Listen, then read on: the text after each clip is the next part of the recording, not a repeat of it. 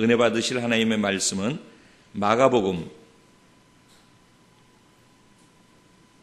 9장 14절부터 29절까지 말씀입니다. 마가복음 9장 14절부터 29절까지 말씀입니다. 제가 한 줄, 여러분 한 절 함께 합독하시고 마지막 29절 말씀은 한 목소리 한 마음으로 합독하겠습니다. 제가 14절 먼저 시작하겠습니다. 이에 그들이 제자들에게 와서 보니 큰 무리가 그들을 둘러싸고 서기관들이 그들과 더불어 변론하고 있더라.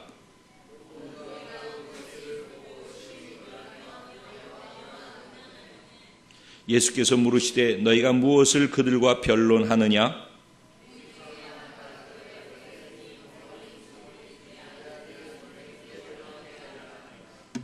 귀신이 어디서든지 그를 잡으면 거꾸러져 거품을 흘리며 이를 갈며 그리고 파리에 지는지라.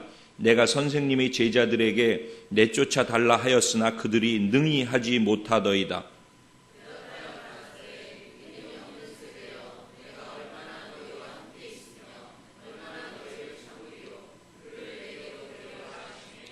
이에 데리고 오니 귀신이 예수를 보고 곧 그 아이로 심히 경련을 일으키게 하는지라. 그가 땅에 엎드려져 구르며 거품을 흘리더라.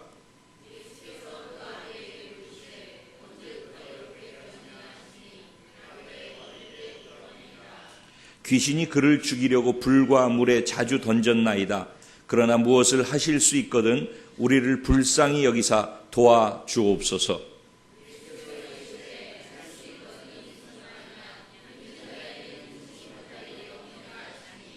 곧 그 아이의 아버지가 소리를 질러 이르되 내가 믿나이다. 나의 믿음 없는 것을 도와주소서 하더라.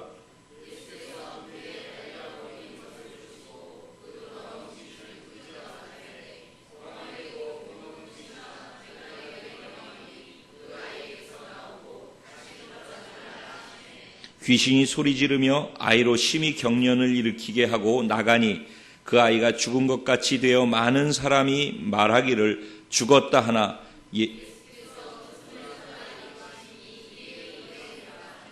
집에 들어가심에 제자들이 조용히 묻자오되 우리는 어찌하여 능히 그 귀신을 쫓아내지 못하였나이까. 다같이 이르시되 기도 외에 다른 것으로는 이런 종류가 나갈 수 없느니라 하시니라. 아멘. 오늘 이 말씀을 가지고 권세 있는 교회, 능력 있는 성도 바로 당신입니다. 이런 제목으로 함께 주시는 은혜를 나누기 원합니다. 제가 지난번 순천에서 영성회복 훈련할 때 공교롭게도 4번째 마지막 날 강의를 맡았는데 그날이 제 생일이었습니다. 그래서 말씀을 전하면서 제가 살아야 될 이유, 지금 살아 숨쉬고 있는 이유가 무엇인지 오늘 이 강의의 내용을 통해서 함께 나누겠습니다 라고 하면서 말씀을 나누었었어요. 저는 제 생일이 되면은 내가 왜 이 땅에 태어났지? 지금까지 왜 살고 있을까? 앞으로 산다면은 왜 사는가를 정확히 알고 남은 삶을 살아야 되겠구나. 이런 것을 늘 생각하는 날로 생일을 삼습니다. 그래서인지 사랑하는 지체들이 생일을 맞아서 생일을 위한 기도를 할 때도 여러 가지 많은 기도를 함께 하지만은 그 가운데에서 오늘 왜 하나님이 생명을 주셔서 지금까지 있게 하셨는지 그 이유를 생각하고 그 이유에 걸맞는 목적대로 살아갈 수 있도록 하나님의 은혜와 능력을 허락하여 주시옵소서. 이런 기도를 늘 하면서 축복하게 되어집니다. 그래서 오늘도 교회 분당을 포함하면 7년이고 파주만 생각하면 3주년을 맞는 이날 우리 교회는 왜 태어났으며 왜 존재하고 있는가? 왜 우리 성도들은 크고 좋고 많은 교회들이 있는데 멀리 있고 힘든 이 교회에 오며 왜 여기에서 신앙생활을 하고 있는가? 그러한 것들을 같이 좀 생각해 볼 수 있었으면 좋겠다라는 마음이 들었습니다. 근데 복잡한 얘기 아니라 그냥 원론적인 얘기를 가지고 오늘은 함께 생각해 보고 또 도전도 받고 은혜도 받고 우리 생각을 정리하고 방향을 다시 정리할 수 있었으면 하는 마음이 있습니다. 나는 왜 존재하는가? 이 교회는 왜 존재하는가? 이런 것들을 생각하려면은 정체성에 관한 이야기가 나오게 되어집니다. 나는 누구인가? 다른 말로 교회는 무엇인가 하는 것이 되겠죠. 인간이 이 땅에 태어날 때 하나님이 창조한 창조의 목적에 대해서는 분명하게 말씀을 하고 계십니다. 창세기 1장 26절부터 28절 내용에 보면은 하나님이 우리 인간에게 하나님의 형상과 모양대로 지으시고 난 다음에 이 땅을 하나님이 주신 모든 피조물들을 다 다스리고 정복하는 삶을 살라고 말씀하시면서 그렇게 살 수 있도록 하나님의 형상과 모양대로 지어서 그 하나님의 형상과 모양 안에 있는 하나님의 권세를 인간에게 허락해 주셨습니다. 그러나 인간은 인간 아닌 모든 피조물들을 다스리고 통치할 수 있는 그런 자격과 권세를 가지고 있었습니다. 그런데 하나님과의 교제가 관계가 깨어지면서 하나님으로부터 주어진 권세도 깨어지게 되어졌습니다. 그리고 그 권세가 어디로 갔는가 하면은 사단에게로 넘어가게 되어졌습니다. 그래서 사단에게 이 권세가 넘어갔다라는 것을 누가복음 4장 5절 6절 말씀에 보면은 잘 나타나고 있는데 예수님께서 이 땅에 오셔서 사시다가 사역을 시작하시려고 공생애가 시작될 때 금식을 하고 계셨거든요. 그런데 금식하고 있는 예수님께 사단이 직접 찾아와서 예수님을 시험하고 유혹하는 시간을 가졌었습니다. 그때 사단이 했던 얘기 중에 네가 만약에 나한테 엎드려서 절하면은 내가 가지고 있는 이 세상 모든 것을 다 너한테 주겠다. 이렇게 얘기를 했어요. 그 사단이 뻥친 게 아닙니다. 사단이 인간이 가지고 있었던 하나님으로부터 받은 이 세상을 통치하고 다스릴 수 있는 권세를 사단이 가지고 있는 겁니다.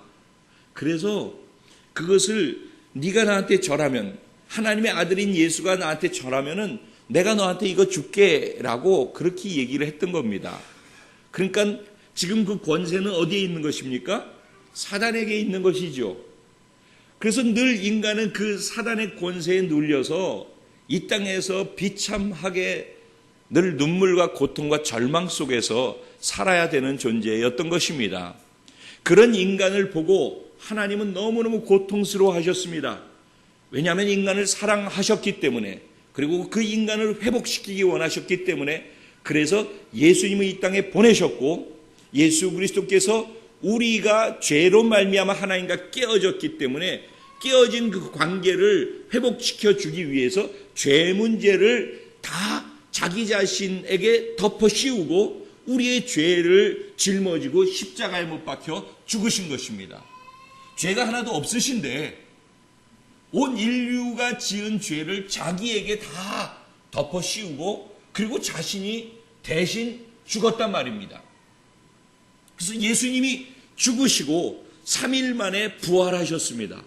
죽으시기 바로 직전에 예수님이 하신 말씀이 있습니다. 다 이루었다. 이 다 이루었다고 하는 단마디의 말씀 속에 예수님이 이 땅에 오신 목적이 다 완성되었다라는 선포를 하고 계신 것입니다. 즉 인간의 인류의 모든 문제와 고통과 절망을 해결하기 위해서 직친이 오셨는데 결국 그 문제를 다 해결했다라는 말씀이 되는 것입니다. 그래서 예수님이 십자가에 못 박혀 죽으셨는데 죽으시는 것으로만 끝나면은 우리의 모든 죄를 갖고 죽은 것으로 그냥 끝나지만은 그분이 3일 있다가 부활하셨어요. 그래서 죽음을 이기셔서 온 하늘과 땅의 모든 권세를 다 예수님이 이제 자신의 것으로 취하게 되어졌던 것입니다. 그러니까 합법적으로 사단이 빼앗은 그 권세를 다시 합법적으로 예수님이 다 가지고 오셨다는 것입니다. 그리고 예수님이 다 가지고서 오신 그 승리와 권세와 이김으로 말미암아 주어진 모든 것들이 예수님과 예수 믿는 사람들이 연합되어졌다라는 얘기하지 않습니까? 그러니까 모든 것을 이기신 예수님의 이기심과도 우리가 연합되어 있는 것입니다. 그리고 다시 찾아온 그 하나님이 주신 권세와도 우리가 연합되어 있는 것입니다. 그러니까 우리 예수 믿는 우리 성도 한 사람 한 사람은 이 세상을 다스리고 통치할 수 있는 하나님의 권세가 다시 회복되어진 이기는 자로서 승리자로서 살아갈 수 있는 그런 존재들로 다 회복되어진 사람들이라는 것입니다. 이것을 우리가 인정하느냐 아니냐 하는 것이 정체성이라고 하는 말 속에 포함되는 의미인 것입니다. 너는 예수 믿는다라는 것이 단지 그냥 교회 다니는 게 아니라 그런 존재가 되었다라고 하나님은 선언하시는데, 나를 그런 존재로 확 바꾸어 놓았는데 나 스스로 그렇게 내가 바뀌어진 존재라고 인식하고 사느냐 하는 것입니다. 그렇게 인식하고 살아가는 그 삶을 바른 정체성으로 살아가는 삶이라고 표현을 하는 것입니다. 우린 그런 존재들인 것입니다. 아멘. 그런 존재들이 한 사람 한 사람 개인적으로 예수를 믿고 그런 존재가 되어져서 모여진 공동체를 뭐라고 얘기하죠? 교회라고 얘기를 합니다. 그런데 이 교회의 특징은 예수님이 십자가에 못 박혀 죽으시고 부활하시고, 그리고 예수님이 부활하시면서 어떻게 하셨죠? 하늘로 승천하셨어요. 하늘로 올라가셨어요. 원래 예수님이 계시던 하나님의 보좌 우편에서 권세를 가지고 왕의 보좌에서 왕으로서 우주를 통치하시는 자리로 가셨다는 것입니다. 그러면서 예수님이 올라가셔야지만 이 땅에 오실 수 있는 성령 하나님, 삼위 하나님인 성령 하나님을 이 땅에 보내셨습니다. 그래서 그 성령님이 이 땅에 오시는 날 제자들은 120명의 성도들이 모여서 예루살렘 다락방에서 기도하고 있었죠. 그들이 40일 동안 간절히 기도하고 있는데 성령이 임하신 것입니다. 그러면서 그 성령을 받자마자 그들의 입에서 방언이 터져나오고 사람들이 알아들을 수 없는 그런 말이 나오는데, 그런데 사람들이 알아듣는 거예요. 자기 나라 말로. 그 놀라운 기적이었죠. 그러면서 시작되어진 그 모임이, 성령으로 시작되어진 그 모임이 교회인 것입니다. 그게 이 세상에 교회라는 이름으로 탄생한 실질적인 교회였죠. 성령이 삼위, 예수님이 가시고 삼위 하나님인 성령이 오셔서 시작된 교회라는 것입니다. 그래서 이 교회는 예수님이 이루어오신 모든 것을 다 가지고 이제는 그 권세와 그 능력을 실질적으로 행하실 수 있는 성령 하나님께서 그 예수를 믿는 사람 한 사람 한 사람 안으로 다 들어가시는 거예요. 그 성령님이, 성령 하나님이 모든 것을 다 이기고 다 성취하고 다 이루었다고 하신 그것을 다 가지고 계신 하나님인 성령께서 예수 믿겠습니다. 예수님이 나를 위해 죽으시고 부활하신 나의 주님이신 것을 받아들입니다 라고 받아들이는 모든 사람 안으로 들어가신단 말이에요. 그러니까 지금 다른 말로 얘기하면 저와 여러분 안에 그 성령 하나님께서 들어와 계시다는 거예요. 그 성령 하나님과 함께 되어져서 모인 모임, 이게 교회라는 거예요. 그래서 그 교회를 이름하여서 성경은 뭐라고 얘기를 하죠? 그리스도의 몸이다. 라고 얘기를 하는 겁니다. 교회가 예수님의 몸이라는 것입니다. 예수님은 하늘로 올라가셨는데 예수님의 몸으로서 이 땅에서 세상 사람들이 예수님을 볼 수 있는 것처럼 볼 수 있게 만들어주는 통로가 어딘가? 교회라는 것입니다. 그러니까 교회는 무엇을 하는 것이에요? 구원받은 사람들의 모임이고 성령 하나님으로 말미암아 예수님이 행하셨던 것들을 행할 수 있는 그리스도의 몸이지요. 그리고 세상 사람들이 예수님을 볼 수 있고 경험할 수 있고 그 예수님이 하신 기적과 능력과 치유와 은혜와 감사와 눈물과 이런 모든 것들을 경험할 수 있게 만들어주는 예수님으로 이 땅에 존재하고 있다는 것입니다. 그리고 그 예수님의 몸인 교회가 무엇을 목적으로 존재하는가? 단지 이 땅에 있는 사람들에게 예수를 보여주기 위한 것이 아니라 다시 오시는 예수님을 오실 수 있게 하는데 그 오실 길을 준비하고 거기에 필요한 것들을 교회가 감당할 수 있도록 하기 위해서, 예수님이 오시는 길을 준비하기 위해서 예수의 영인 성령께서 지금 교회에 오셔서 우리 한 사람 한 사람 안에서 그 일을 진행하고 준비하고 계시다, 이런 얘기입니다. 그러니까 교회는 단순히 그냥 와서 찬양하고 말씀 듣고 가는 그런 게 아니라는 거예요. 지금 얘기한 것이 짧게 얘기했지만은 신학적으로 교회론이다라고 할 때 그 안에 담겨 있는 아주 간단하게 표현할 수 있는 내용이라는 것입니다. 교회는 이런 것이다 라는 것입니다. 그러면 교회가 왜 존재하느냐? 이것 때문에 존재한다는 것입니다. 교회 안에 성도는 왜 존재하는가? 교회가 그렇게 될 수 있도록 하기 위해서 또 존재하는 것이기도 한 것입니다. 한편으로는. 자, 일단 여기까지 얘기를 하고요. 우리가 그런 존재들이라는 거. 그거 할 수 있도록 하나님께서 예수님을 통해 회복시켜 놓은 권세와 능력을 누구에게 주셨다? 교회 안에 있는 하나님의 자녀들인 성도 우리들에게 주셨다는 것입니다. 그러니까 지금 우리에게는 뭐가 있다? 하나님의 권세가 있다는 것입니다. 아멘. 권세가 능력을 발휘하는 것입니다. 권세가 능력을 만들어내는 것입니다. 그래서 요한복음 1장 12절 말씀에 보면 뭐라고 얘기를 하는가? 영접하는 자, 즉 예수님을 자신의 구주로 받아들이는 자, 영접하는 자, 곧 그 이름을 믿는 자들에게는 하나님의 자녀가 되는 권세를 주셨으니, 아멘. 저와 여러분 안에 하나님의 자녀가 되게 만들어주시면서 자녀만이, 특별히 하나님의 자녀만이 가질 수 있는 권세를 부여해 주셨다는 것입니다. 그러니까 지금 우리들은 그 권세를 가지고 있는 존재들이라는 거예요. 이게 우리들이에요. 이제 본문으로 돌아가 보겠습니다. 본문에는 어떤 내용이 나왔죠? 우리 오늘 읽은 내용에 보면은 예수님의 특별히 사랑받는 3명의 제자가 있어요. 12제자 중에서 베드로, 야고보, 요한이죠.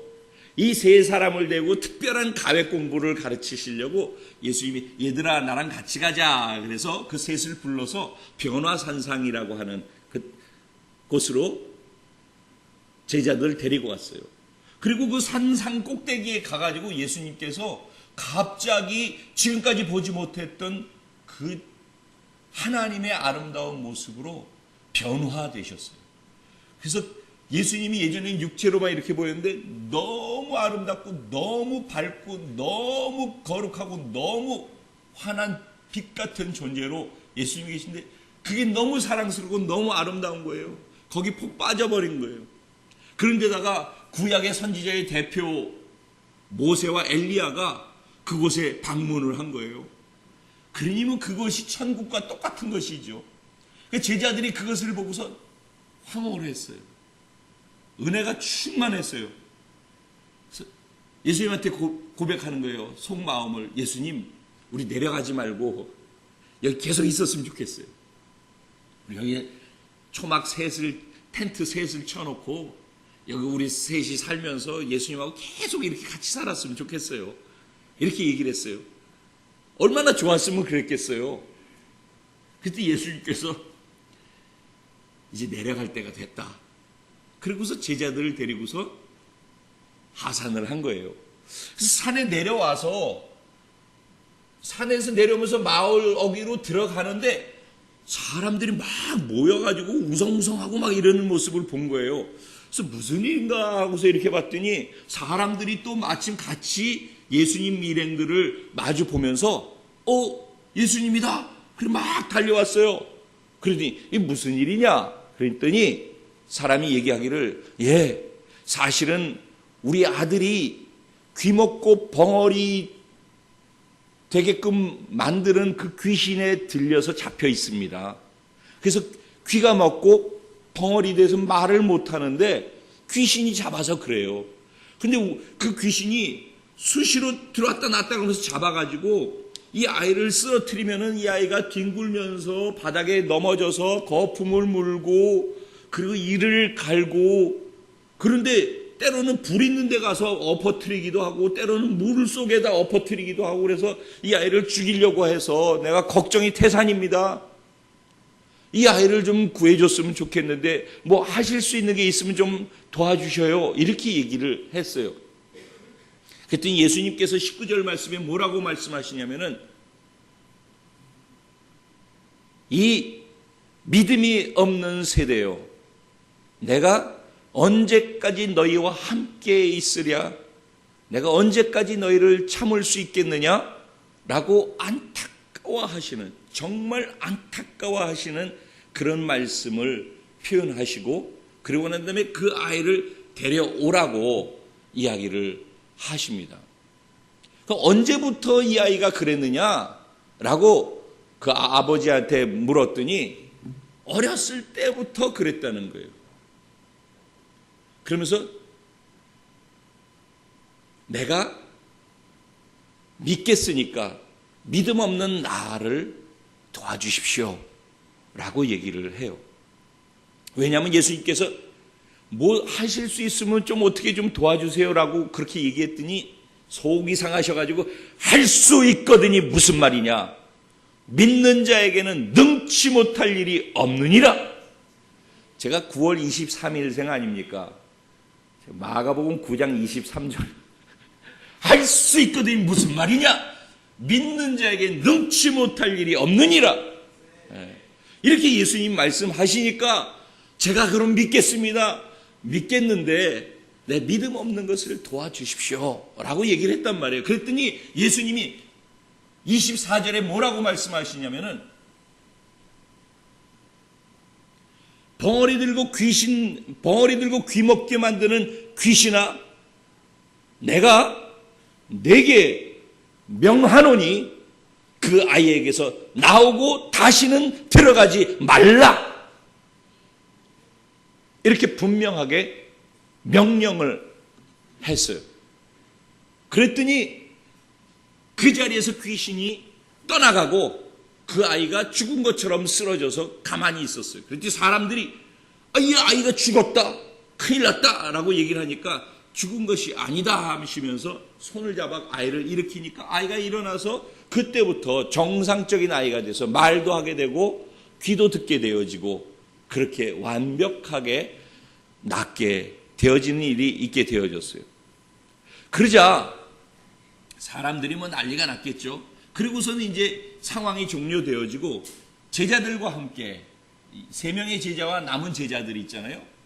그래서 모든 제자들과 함께 숙소로 돌아갔어요. 그때 제자들이 예수님 곁으로 다 달려왔겠죠.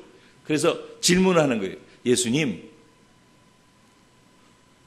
우리는 왜 이렇게 못했습니까?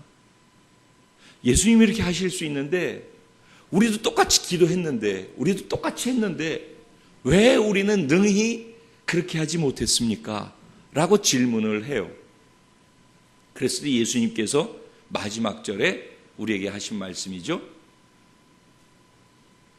기도 외에는 이런 유가 나갈 수가 없느니라. 다른 성경에서 똑같은 내용을 가지고 표현하기를 기도와 금식 이외에는 이런 유가 나가지 않는다라고 말씀을 하셨어요. 이게 오늘 본문의 전체 내용이에요. 자, 이 본문을 다시 한번 생각해 볼까요? 제자들 중에서도 정예 멤버들입니다. 그 정예 멤버들을 데리고서 더 큰 은혜를 받게 하려고 변화산상으로 그들을 데리고 와서 예수님의 변화된 모습까지 보고 구약의 선지자들 모세와 엘리야까지 다 그들이 보았어요. 그 은혜를 엄청나게 받았다는 얘기입니다. 그 엄청난 은혜를 받고 그리고서 산 아래로 내려온 거예요. 그런데 산 아래는 위에서 있었던 것처럼 은혜만 있지 않았어요. 현실이라는 것이죠. 현실은 늘 녹록지 않은 것이죠. 산 아래 내려와서 보니까 위기에 빠져가지고 허덕이고 힘들어하고 있는 사람들 투성인 거예요. 위에서 받은 은혜대로 한다면은 이거를 해결해주고 위기로부터 그들을 건질 수 있을 것 같은데, 그래서 손을 얹고 기도를 하는데 이게 해결이 안 되는 거예요. 좌절하는 거예요. 아니, 은혜 받았었기 때문에 할 수 있을 줄 알았는데 안 된단 말이죠. 이게 우리 모습이기도 하죠. 얼마나 많은 은혜들을 우리가 받았습니까? 우리는 기적도 많이 경험했어요. 하나님이 주시는 응답도 많이 경험했습니다. 그래서 우리에게는 하나님이 내게 이렇게 하셨어요 하는 간증거리들도 개개인으로 다 여러 개씩 가지고 있어요. 그런데도 또 문제가 생기고 어려움이 생기면은 마음이 어려워져요. 능히 감당할 수 있을 것 같은데 그 산을 넘어가지 못하고 또 힘들어해요. 이게 우리들이 반복되어진 고민인 것입니다.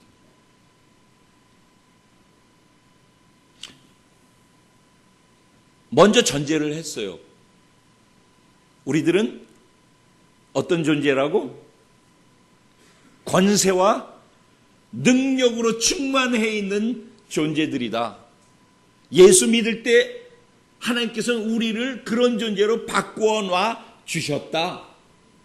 이미 우리 그런 존재들이에요. 이건 전제로 하고 있는 것이에요. 그런 존재들임에도 불구하고 우리에게 다가오는 일들이 때로는 사람들이 말하는 한마디의 말 때문에 마음이 어려워서 그 태산도 넘어갈 수 있을 것 같은 그런 은혜를 받고 아자 하고 시작하는데 발걸음 몇 번 해서 산 아래로만 내려가면은 아무것도 할 수 없는 자신을 발견해서 더 절망하는 거예요. 은혜를 받는 자리에 가면 갈수록 더 큰 은혜를 받으면 받을수록 더 큰 절망과 더 큰 좌절을 경험하는 거예요. 왜냐하면 은혜 받을 때 그 자리에서는 내가 무엇이든지 할 것 같았거든요. 이제는 이 같은 은혜를 받았으니까 이제는 나는 할 수 있다라는 그런 자신감도 때로는 생기거든요. 그래서 막상 움직이면은 별것 아닌 정말 작은 것, 하찮은 것에 내가 넘어져가지고 허덕이고 있는 것을 보는 것이죠. 작은 질병 때문에, 때로는 작은 유혹 때문에, 조그마한 상처 때문에. 근데 이 배후에는 사단과 그의 졸개들인 귀신들이 역사를 하는 것이죠. 불의 화살을 날린다고 하지 않습니까? 그래서 그 화살이 우리를 시험 들게 하고 넘어지게 하고 쓰러지게 만드는 것이죠.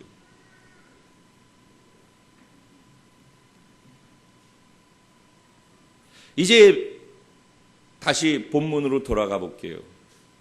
이들이 그렇게 하지 못했던 이유를 예수님은 그 원인을 어디에다가 두고 계셨습니까?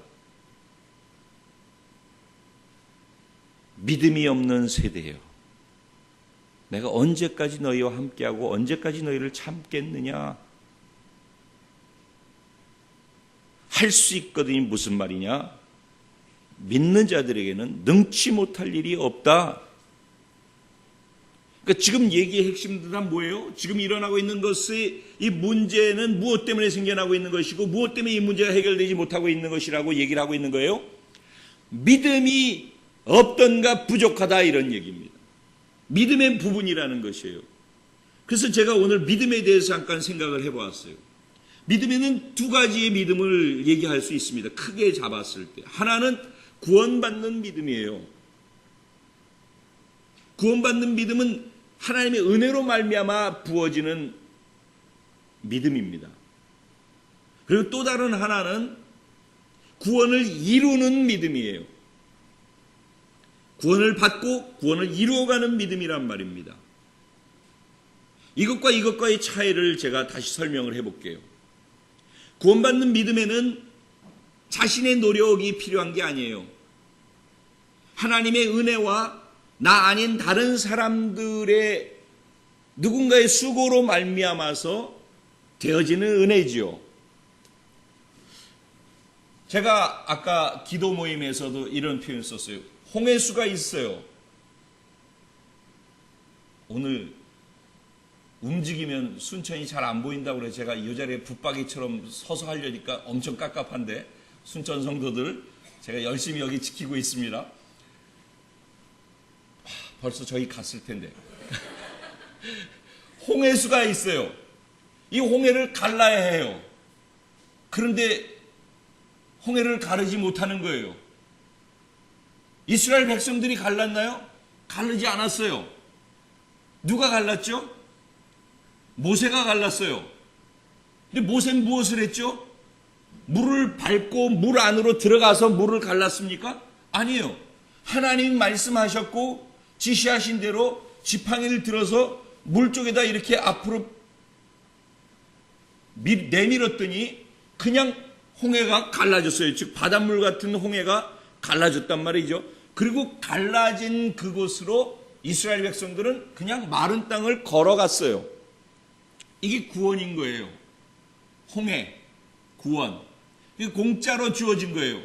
그러니까 모세의 도움 약간 있었죠. 그러니까 다른 사람이 나를 위해서 작대기를 이렇게 해주는 정도의 그런 도움이 있으면서 구원이 있는 거예요. 누군가의 기도로, 누군가의 노력으로, 누군가의 헌신으로 오늘 내가 있는 거예요. 지난주 말씀하고도 연결되어지죠? 사랑의 빚을 진 것. 누군가의 도움에 의해서 내가 여기 있는 것이죠.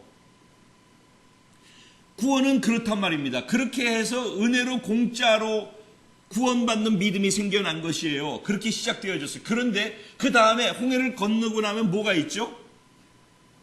광야가 있어요. 광야.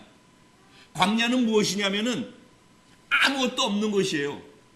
다른 말로 얘기하면은 모든 것이 위기로만 가득 차 있는 곳이 광야라는 얘기입니다. 아무것도 없으니까. 그렇기 때문에 아무것도 없고 모든 것이 위기이기 때문에 그렇기 때문에 하나님의 도우심 없이는 살아갈 수 없는 장소. 그래서 하나님께서는 이스라엘 백성들을 40년 동안 그 광야에서 계속해서 하나님의 도움, 기적, 은혜로 말미암아서 그들이 40년을 통과하게 하셨어요. 그러니까 그들이 40년을 통과한 것은 그야말로 하나님의 전적인 은혜이면서도 기적의 연속이었죠. 아무것도 없는데 그들은 40년 동안 수백만 명이 먹고 살았단 말이에요. 옷이 헤어지지 않았단 말이에요. 신발도 헤어지지 않았다고 그랬단 말이에요. 그러니까 기적 중에 기적이란 말이죠, 이게. 그렇게 됐는데 사람들은 광야에 있으면서 한 가지는 생각하고 한 가지는 놓치는 것이 있어요. 그것이 무엇이냐면은 광야는 하나님께서 구원받는 믿음에서 구원을 이루어가는 믿음을 만들어주기 위한 장소로 허락하는 훈련 장소라는 거예요. 그러니까 광야에서 하나님의 도우심 속에서 기적을 경험하고 기도의 응답을 경험하고 하나님이 공급해 주신 은혜를 경험하는 것, 그 안에서 그것만 초점 맞추고 거기에 대한 믿음을 두고 그것만 생각하고 사는 사람은 광야를 벗어나지를 못해요. 공급해 주는 거. 그러니까 기도 제목이 뭐 이거 해주세요 이런 기도하지 말라는 얘기 아니에요. 그게 필요합니다. 그거 해주는 걸 받아야지 돼요. 그 공급을 받아야 돼요. 근데 그 공급을 받으면서 받는 것까지를 가지고 신앙생활이라고 생각해서 안 된다는 거예요. 그 공급해주는 그 기적들을 경험하면서 뭘 생각해야 되느냐? 이것을 공급해 주시는 하나님을 우리가 알아가야 되는 거예요. 그리고 그 하나님을 신뢰하는 믿음을 쌓아가야 하는 것이에요. 이 광야에서 경험하는 그 기적의 경험들을 가지고 그것이 마치 많은 기적을 경험하고 있는 것 자체를 내 믿음이 좋고 신앙이 좋은 것으로 생각하는데 그거는 정말 아니라는 것이에요. 기적을 많이 경험하기 때문에 믿음이 좋은 것이 아니라 그 많은 기적들을 통해서 이제는 기적이 안 일어난다 할지라도 하나님 안에 내가 있다라고 하는 하나님을 신뢰할 수 있는 믿음을 하나님께 드릴 수 있는가, 거기까지 우리의 믿음이 자라기를 원하는 거예요. 왜냐하면 그 믿음이 서야지 공급되지 않으면은 기적을 기대하고 있다, 기적을 경험하면은 그거는 늘 좋은데 되지 않는다, 내 생각대로 되지 않는다 그러면 다 시험에 들고 하나님 어떻게 이룰 수 있어요? 이런 정도의 신앙을 가지고서는 다음 믿음으로 구원에 이르게 하는 믿음으로 이 세상을 정복하고 나가는 믿음으로 도저히 넘어갈 수가 없는 거예요. 늘 광야에서만 있어야 돼. 그래서 광야 생활 1년 동안 수많은 기적들을 경험하게 하고 난 다음에 1년 만에 가데스바네아에 가서 가나안 땅을 정복할 수 있는 기회를 주면서 그들을 하나님이 시험하셨었죠. 그때 하나님께서 12 정탐꾼을 가나안 땅에 보냈었어요. 근데 여호수아하고 갈렙 두 사람 이외에 나머지 10사람은 다 뭐라고 얘기했어요? 그들하고 우리하고 비교해 보니까 신체 조건이나 모든 것을 비교할 때 우리는 메뚜기 같으다.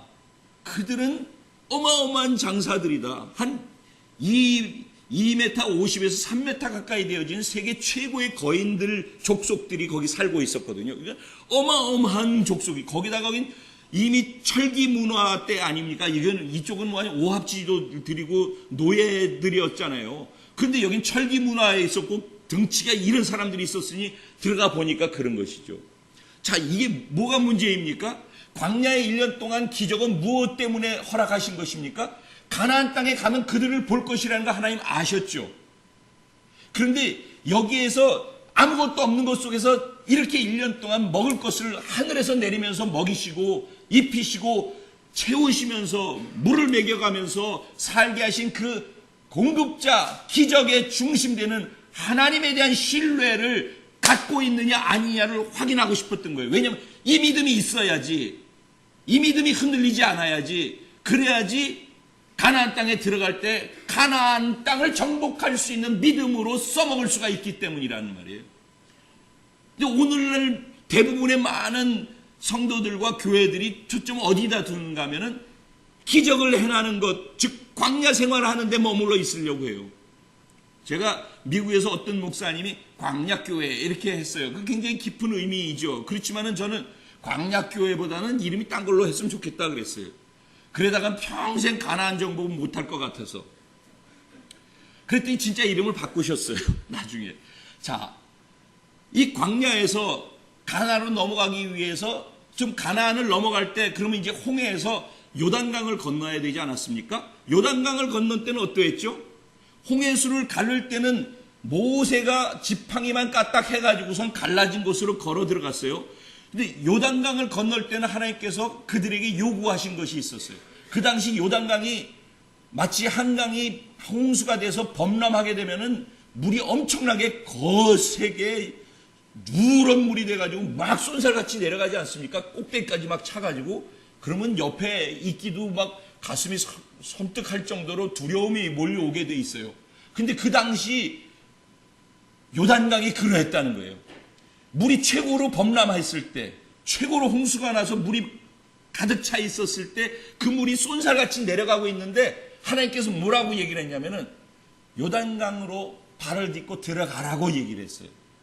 예전에는 까딱 그래가지고 갈라진 데 가면 되는데 지금은 막 쏜살같이 내려가고 있는 그 빠른 급물살에 발을 딛고 거길 밟고 들어가라는 거예요. 어려운 얘기죠. 왜냐면 발을 디디면 물살에 쓸려가지고 빠져서 같이 흘러가 버릴 게 뻔하거든, 인간의 상식으로. 그거 계산하는 사람은 물살의 세기와 물의 깊이와 이런 것들을 생각하는 사람은 발을 디딜 수 없는 거예요. 그런데 제사장들이 언약궤를 메고 먼저 하나님의 말씀에 순종해서 발을 내딛었더니 물에 발이 닿는 순간에 요단강이 쫙 갈라진 거예요. 할렐루야. 이 두 것의 차이가 무엇이에요? 하나는 그냥 갈라진 것으로 통과하는 거라면은 하나는 발로 밟아야지 갈라지는 것이라는 것의 차이인 거예요. 내가 믿음으로 발을 딛는 그 믿음이 준비되는 곳이 어디라고요? 광야라는 것이에요. 광야의 기적은 그러니까 이 믿음을 준비시키기 위해서, 그래서 가나안 땅을 정복할 수 있도록 할 수 있는 믿음의 사람이 되도록 만들어주기 위해서, 그래서 하나님께서 광야의 시간을 주신 거란 말이에요. 그러니까 우리에게 지금도 하나님은 우리가 기도하면 응답을 해주셔요. 좋으신 하나님이시기 때문에. 하지만 그 응답해주는 것 자체만을 기대하고 그것만이 신앙생활인 것으로 생각하고서 살아가면은 그거는 어린아이의 신앙을 벗어나지 못하는 거예요. 기적을 경험할 때 하나님이 어리기 때문에 많은 응답을 막 주셔요. 어렸을 때는. 예수 처음 믿으면은 은혜와 기적과 응답이 엄청나게 많게 돼 있어요. 그래서 신앙생활 오래 한 사람보다 이제 막 예수 믿은 사람들이 기적과 응답과 이런 간증거리가 더 많아요. 그거는 폼 잡고 뭐 봤지 너희들보다 내가 훨씬 잘났어라고 교만하라고 그런 일들이 있는 게 아니라 믿음이 좋아서 주는 그런 기적이 아니에요. 그거는 믿음이 좋아서가 아니라 하나님께서 어리기 때문에 아기에게는 계속 부모가 공급을 해줘야 되는 것처럼 공급을 해주는 거예요. 그럴 때 부모를 믿고 따를 수 있는 믿음의 사람으로 준비되라고, 그 기간 동안에. 그래서 주시는 은혜인데 그거를 계속 공급해주는 공급에다만 초점을 두는 한 해는 자라질 못한단 말이죠. 그럼 절대 가나안 땅으로 들어갈 수 있는 믿음과 그곳에 가서 정복할 수 있는 믿음의 사람, 즉 구원을 이루어가는 사람으로서는 살아가지 못한다는 거예요. 그래서 요단을 건너고 난 다음에도 하나님께서 또 시험을 하시고 여리고성이 있는데 여리고성을 향해서 가는데 뭐라고 그랬어요? 어마어마한 첫 번째 대전쟁을 치러야 되는데 요구하신 게 뭐예요? 할례를 행해라. 무슨 얘기? 남자들 다 포경수술해라. 군인으로서 싸워야 되는데 포경수술하면 어떻게 되죠? 일주일 동안 어그적거리고 걸어야 되잖아요. 그러면 상식적으로 이해가 안 되죠. 전쟁해야 되는데 포경수술을 하고선 무슨 적과, 그것도 가장 강력한 여리고성의 군대들과 싸워야 되는데 그게 가능합니까? 논리적으로?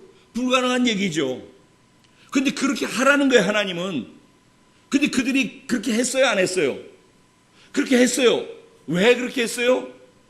광야에서 그런 믿음으로 준비된 사람들만 요단강을 건널 수 있었잖아요. 그 믿음이 준비되지 않은 사람은 광야에서 40년 뺑뺑뺑뺑 돌다가 거기 다 죽어버렸어요. 이쪽에 가서 그 믿음을 가지고서 전적으로 하나님만 신뢰하고 죽음의 터널이라도 하나님과 함께라면 걸어가겠습니다라고, 지금 눈에 보이는 거 없고 손에 잡히는 거 없고 귀에 들리는 거 없을지라도, 증거가 없을지라도, 기적이 없을지라도, 그래도 하나님이 나와 함께 하신다. 예전에 나와 함께 하시고 기적을 주셨던 그 하나님, 응답하셨던 그 하나님, 지금도 동일하게 나와 함께 하시는 하나님이라는 믿음을 가져야지요. 그 믿음을 준비시키시고 그 믿음이 준비된 사람들과 함께 가나안 정복이 시작되는 것입니다. 회복이 되어지면 그 다음에 정복이 시작되는 것입니다. 저기 있는 내용이 다 그냥 써있는 내용들이 아닌 거예요. 그래서 믿음에는 공짜로 은혜로 그냥 받는, 구원받는 믿음이 있고, 그리고 구원을 이루어가는, 정복하는 믿음이 있다는 것입니다. 그런데 하나님이 도와주셔야지만 되는 그 믿음은 언제나 예수님이 오셔서 이렇게 해줘야 되고, 예수님 나는 안 되네요 도와주세요, 이런 구조로 가는 광야가 된다면은, 이제 이 두 번째 믿음으로 준비가 된 사람들은 자기 안에 성령이 함께 하시고 자기가 예수님의 권세를 가지고 예수님의 능력을 가지고 있다는 것을 아는 사람인 거예요. 그래서 내가 예수 이름으로 그 일을 행하는 사람들이 되는 거예요. 그래서 내가 오는 위기나 어려움이나 고통이나 눈물 이런 것들을 자기 스스로 감당할 수 있는 은혜를 가진 것은 물론이거니와 내 삶의 주변에서 함께 고통하고 눈물 흘리는 다른 사람들의 위기를 대처해 줄 수 있고, 다른 사람의 눈물을 닦아줄 수 있고, 다른 사람의 고통을 그들로부터, 그 고통으로부터 끄집어내서 자유케 해줄 수 있는 사람들로 살아가게 된다. 즉 자기 자신을 위해서 사는 거에서 이제 타인을 위해서까지 살아가는 사람으로 바뀌어지게 된다는, 즉 자기가 예수가 돼서 믿음으로 예수님이 손을 내밀면서 사람들을 구해주고 치유하고 회복시켜줬던 그 삶을 사는 사람으로 바뀌어지게 된다는 것입니다. 나의 삶에서 예수의 삶으로 바뀌어져서 살아가게 되는 것이 성도들의 삶이고, 그것을 다른 말로 뭐라 한다? 교회라고 한다는 것입니다. 우리가 놓치지 말아야 될 것은 우리의 능력이나 권세는 우리의 상태와 우리의 감정에 비례하지 않는다는 것 믿으시길 바랍니다. 아멘. 우리의 권세와 능력은 하나님 때문에 있는 것이지 우리 자신의 컨디션에 있는 게 아니다. 다시 한번 믿게 되길 주님의 이름으로 축원드립니다.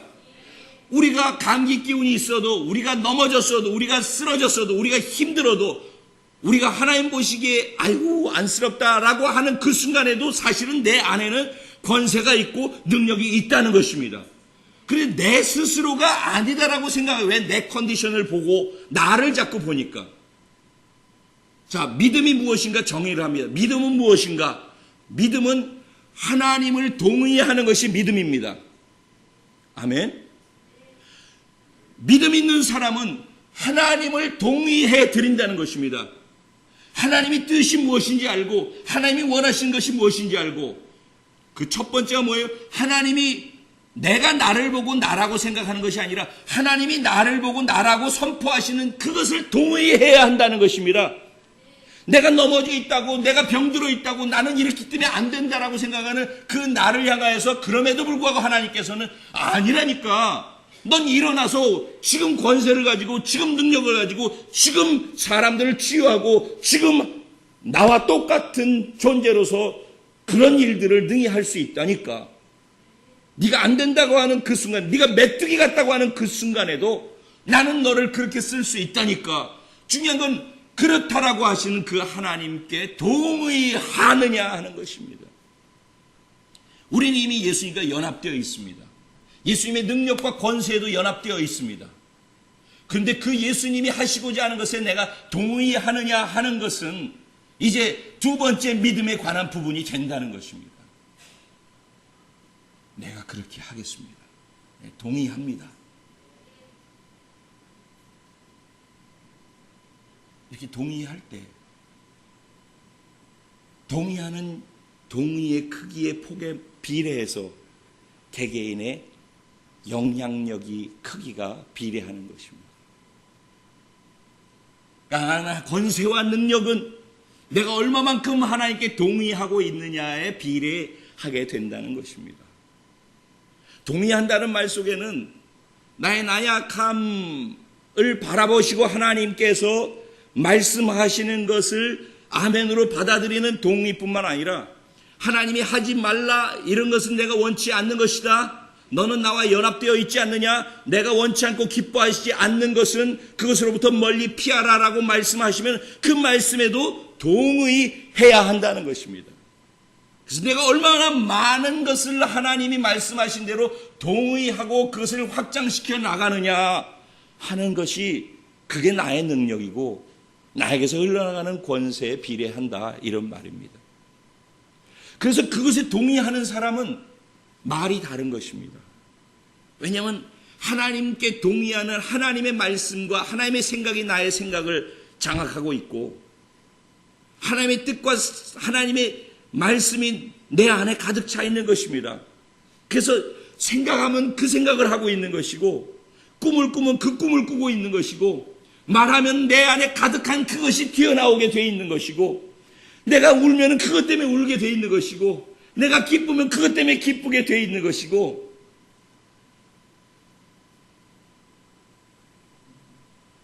성령께서는 그래서 우리가 말하는 그 말을 타고 역사하시는 것입니다. 그래서 조영기 목사님께서 4차원의 영성 그래가지고 4차원을 움직이는 이 땅에 우리들에게 주신 도구들이 있는데 그게 뭐라고 얘기했어요? 우리의 생각과 말과 꿈과 믿음이다 라고 말씀하시는 거예요.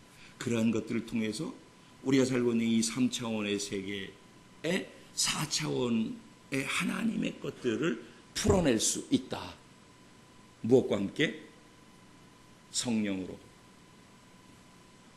결론을 이야기합니다. 그럼 어떻게 그런 믿음을 가질 수 있겠느냐? 결론은 이것이었어요. 기도 외에는 다른 방법이 없다는 거예요.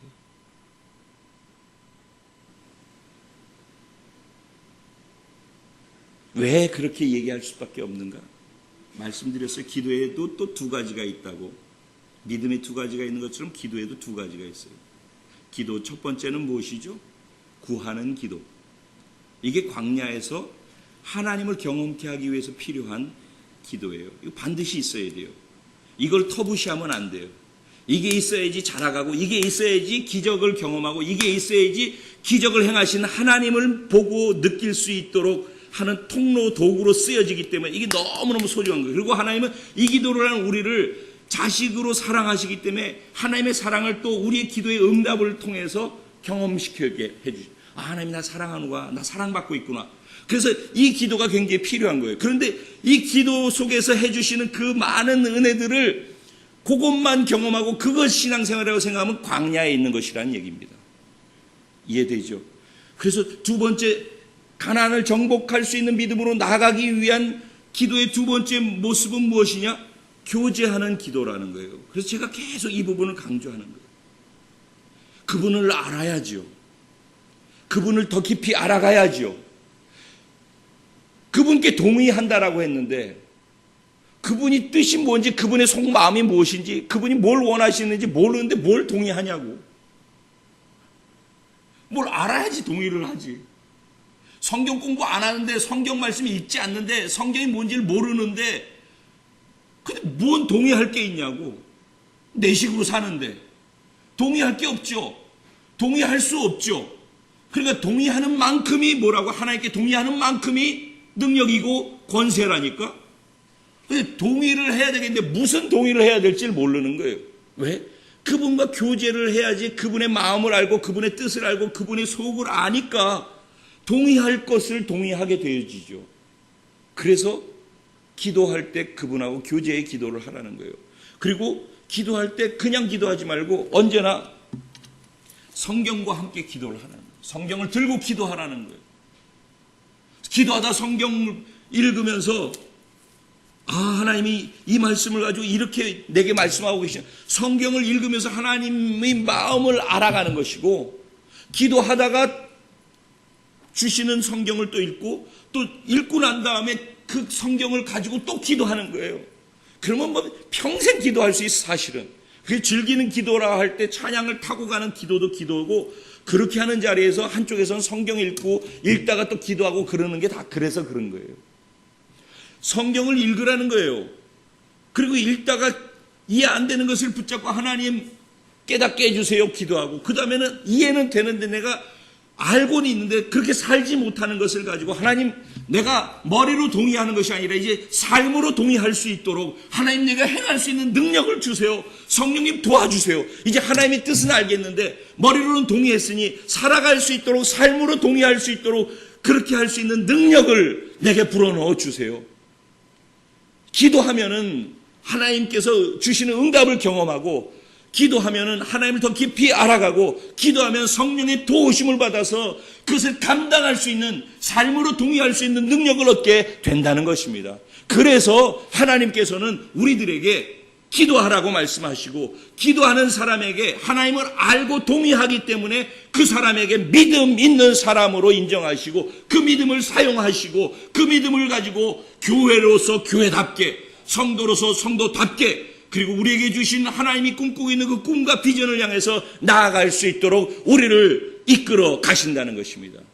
그것이 우리의 삶이고 그것이 교회이고 그것이 정복하는 삶이고 그것이 실제 우리가 취할 수 있는 진짜 분복인 가나안 정복이 되는 것입니다. 그래서 우리들이 가나안 정복의 주인공으로 하나님께 초대받고 있다는 것입니다.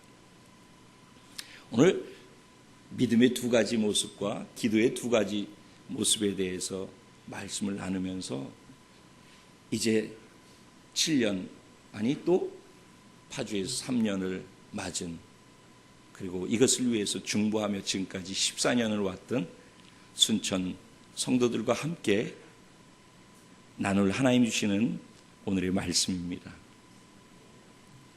우리의 믿음을 다시 확인하시고 우리의 기도의 방향을 다시 확인하시고 그리고 지금까지 많은 은혜와 경험들을 갖고 계시다면은 이제 또 그런 경험들을 취하고자 하는 거기에다가만 초점을 두지 마시고 그 경험을 통해서 그 경험을 주신 그 하나님을 더 알 수 있는 도구로 한 계단 한 계단 더 하나님께로 가까이 갈 수 있는 기회로 그런 기적들과 응답들을 활용할 수 있는 특권과 축복을 갖게 되시기를 주님의 이름으로 축원드립니다. 오늘 말씀 생각하면서 하나님 내가 지금 보니까 여기쯤 와 있는 것 같으네요. 나에게 이것을 감당하고 갈 수 있는 은혜를 주시옵소서. 성령님 결국 핵심이 기도인데 또 기도할 수 있는 힘과 은혜와 능력을 내게 주시옵소서. 그리고 공동체가 기도함을 통해서 기초가 든든히 서고 믿음이 든든히 서고 그래서 하나님께 동의할 때마다 하나님께서 행하시는 놀라운 일들을 우리 삶 속에서 우리 교회를 통해서 볼 수 있는 그런 시간을 허락하여 주시옵소서.